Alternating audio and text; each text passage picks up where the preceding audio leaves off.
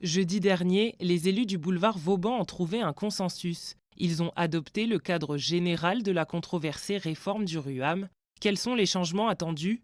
Premier point central, les travailleurs indépendants bénéficieront d'une couverture médicale équivalente à celle des salariés du privé et des fonctionnaires. Autrement dit, ils percevront des indemnités journalières de maladie ou de maternité en cas d'arrêt.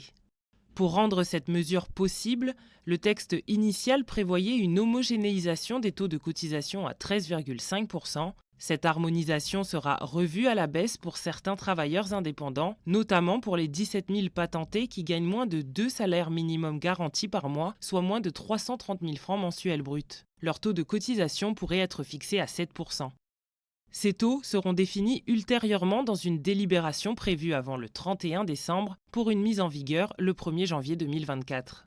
Du côté des secteurs aidés qui englobent en partie l'hôtellerie, l'agriculture ou encore les saisonniers, aussi de gros changements sont prévus.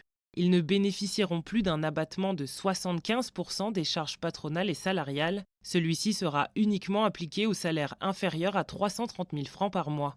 Autre nouveauté, l'extension du tiers payant ou encore une participation symbolique de 100 francs pour chaque boîte de médicaments achetée. Toutes ces modifications du texte initial permettraient déjà d'identifier une économie de 2 milliards de francs selon les élus.